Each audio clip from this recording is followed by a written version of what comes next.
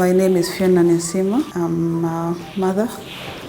I'm a chef by profession. I have one child, a 6-year-old, and hopefully next year I'll have a second one.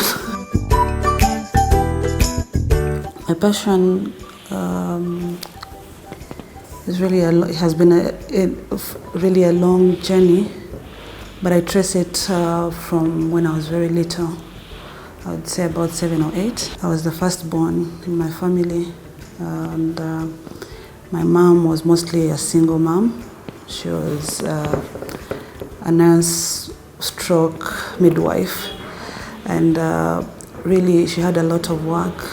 And where we grew up from, we didn't have a lot of house help like we do here in Uganda. So she really introduced me very early on in the kitchen. So she would probably bring me in the kitchen and cook as I'm cutting something, I'm cutting vegetables, or peeling matoke or potatoes. And I think that's where I trace it from. So by the time I was maybe 9 or 10, I could make a meal for the family. And but right then I didn't know that I loved cooking, but I later really recognized the passion when I started growing up, when she had already passed on. So when she passed on, I was adopted or moved in with my maternal aunt, who was also some sort of a foodie, but she gave me a platform to just try anything I wanted in the kitchen. So during that time where I was exposed to different ingredients, I would just experiment with things. Some work out, some don't work out, but I realized that really this was deep. I graduated from high school. At that time, I think RTUC was just really coming up. So we did not have cooking classes. We didn't have cooking schools that were really, we had performed as yet. But I knew that I wanted to do something to do with culinary arts. Culinary arts is just studying how to cook, professional. But because that was not available, I got a scholarship to go to the National University of Rwanda, where I started my first degree in 2010. So in 2010, I did my 4 years in economics, a bachelor's of economics, science of economics.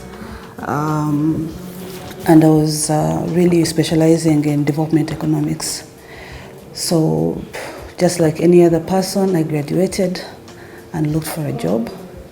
I immediately got a job before I actually graduated on performance basis. So I got a job as a banker in Bank of Kigali.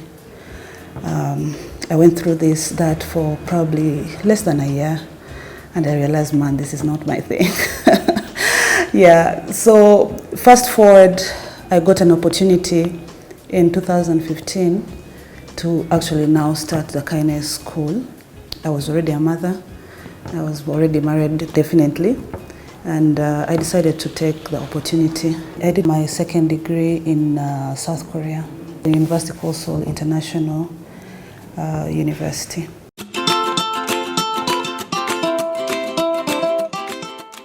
Memories at the Table is this beautiful cookbook. It's mostly a pictorial book. You'll see that I know we haven't really developed a culture of reading, so I struck a balance to encourage people to read, but make sure that it's more of something they can look at. So this cookbook, Memories at the Table, still was inspired by my mom. Like I started saying, as I was reflecting about my childhood, what really struck was the times that I had around the table. Call it a mat, call it whatever you'll call it, where you used to eat from. But for me, it was those memories that took me through that grieving time. So I realized that the table is is a very crucial place. it's a time not only to eat but to bond. Actually, research has shown that food is the only thing that people can carry on for years, because it involves all the five sensories. So you can touch the food, you can smell it, you actually can remember what it felt like, what it made you feel like. So that's the reason we can remember it for a long time. So when I was writing this book, that is where I got the inspiration. So Memories at the Table is not only my memories. It is, one, my memories as I was growing up. Two, memories that people were kind enough to share from different backgrounds. But I really made sure that it was mostly Rwandans. These are guys, as everyone knows, our history has been a very difficult one. So we have people that were in the diaspora, share how it was for them when they were growing up. Their stories here. We have Rwandans that are still in the diaspora. Those memories are totally different. We have Rwandans that came from exile, but we also have Rwandans that never left the country. People shared stories from those backgrounds, and we have stories. Unfortunately or fortunately, the names are not there. They are masked for the purposes of their privacy. But we have those stories included. But the last memory that is there is now the memories that I'm creating with my own family.